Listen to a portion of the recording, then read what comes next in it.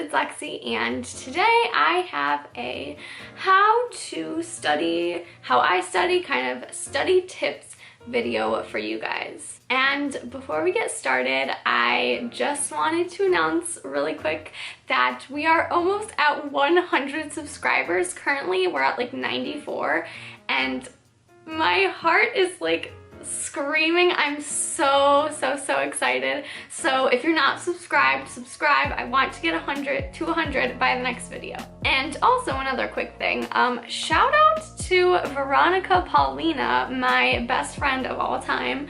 I will link her down below. She just hit like 2,500 subscribers. Her channel is growing like insanely fast, and I'm so proud of her. So go subscribe to her too. That's all I have to say. Let's get into the video. My first study tip is to just not burn yourself out. I know that if you have goals, you want to get a certain grade and big tests are coming up and stuff, and you just feel like you have to go. Don't. Just take a deep breath, take a step back. You do not want to burn yourself out. That's the last thing you want to do. If you don't feel like studying, don't study, because you're just going to be bored and you're not going to retain as much information as you normally would. And yeah, if you really cannot get into studying, don't worry about it. Put it off for like an hour and come back to it. A good way to keep yourself in check is to use the Pomodoro method. That's how you say it, right? It is basically a timing method for you to use when you're studying. So it allows you 25 minutes of studying. So you just study for 25 minutes straight, and then you take a 5-minute break. And that's not really like the strict time frames. You could do like 30-minute study, 10-minute break, or like an hour study and 15-minute break. Like if you can go longer, definitely go longer, but if you can only do like 25 minutes at a time, then just do that. Do whatever works for you, but definitely take small breaks in between, because that does help. Studying for like 5 hours on end, like continuously, that will definitely burn you out. My second tip is to kind of dress it up a little bit. Wear jeans, or do your makeup, or do your hair, or something like that, like straighten it, or I don't know, put it in a braid or something. That will actually make you feel more like refreshed. It'll make you feel more like professional and motivated to get things done. It'll make you feel more productive.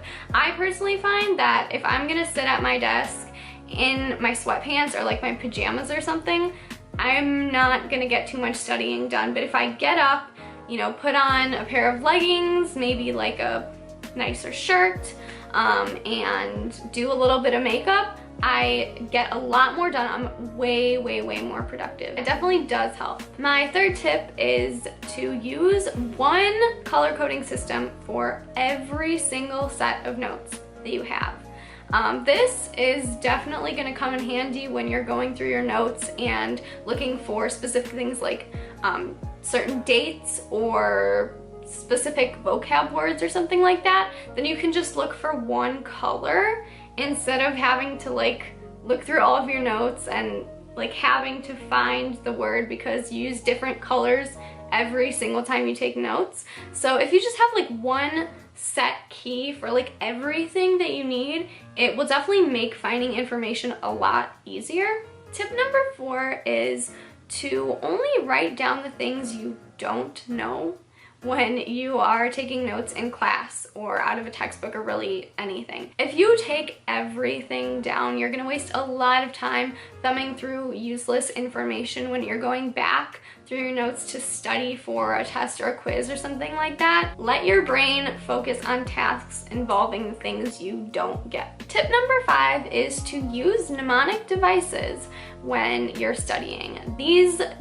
The mnemonic devices are things like rhymes, songs, and really anything that you use to remember something. So for example, acronyms like Please Excuse My Dear Aunt Sally, PEMDAS, or Roy G. Biv for the colors of the rainbow, or stuff like that will make it a lot easier to remember important information. You can also use like movements, like dances, or something like remembering how many days in a month there are. Like, January has 31, February, you know, has 28 and then March, April, May, whatever, like movements like that, it will make memorizing important information a lot easier, and you won't have to work as hard. Your brain will not have to work as hard when trying to recall information, because you'll remember this clever little thing you came up with to memorize these things. Now, tip number 6 does not work for everyone, but it definitely works for me, and that is to rewrite your notes and make them look really pretty. This is something I see a lot on the Study Blur community on Tumblr, and they just rewrite their notes to look so gorgeous with these beautiful titles, and their handwriting is so nice, and there are diagrams, and you can really do whatever you want and be really creative with it. The main focus though is the information, so don't get too carried away with making it look perfect. This allows you to physically rewrite the information that you took down in class, and that will help you to remember it more. And it also provides a nice organized set of notes that you can easily look back on and get a ton of information from when you are going back to study. But again, this doesn't work for everyone. The most important thing is finding ways that work for you to study so you can really remember the information and learn it. And if something doesn't work for you, just don't do it. Tip number 7 is flashcards. I love flashcards. I've been using flashcards for forever, and I don't think I'll ever stop. I'm sure I'll find ways to use flashcards after school and well into my 80s. I love flashcards so much. Flashcards aren't only used for vocab. You can use them for conjugations, verb conjugations in other languages. You can use them for specific topics, certain dates and time frames, anything like that, math formulas, really anything that you can put on a set of notes, you can put on a note card. And you can easily keep note cards together with binder clips, and that will make it a lot easier to find the set you're looking for and study from them. And when you are studying from them, I highly, highly, highly suggest that if you get any note cards wrong, to put them in a separate pile and go back to them, you know, maybe a couple hours later, and just keep going through the ones you have not gotten until you get them, and using those flashcards that you keep missing as a guide for what you need to study more before the test, the final,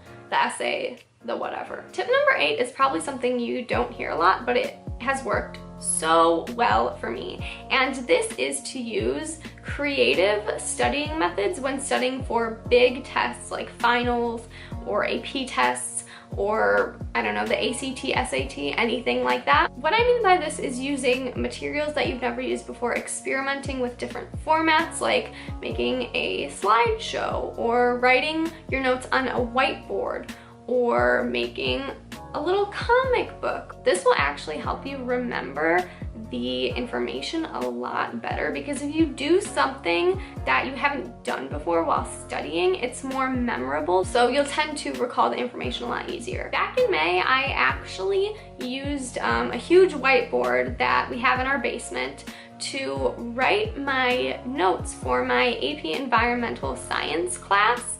And I found myself understanding concepts and remembering concepts that I hadn't understood all year just because I wrote it down on a whiteboard. I had never done that before, so the experience was really memorable, and I was able to remember the information really, really, really well. And by the time the AP test came around, I knew everything. My final tip, tip 9, is to constantly study. I'm not talking about like 3 hours, you know, reading your textbook, going over, you know, your professor's PowerPoints and all that stuff every single day. No, I mean like looking over, just glancing over your notes from the day, maybe looking up a vocab term that you didn't understand in class, something small like 5 minutes every day per class. You know, on the weekend you can focus on rewriting your notes, and you know, in your free time you can write note cards or really anything like that. Even if there's no test or quiz coming up,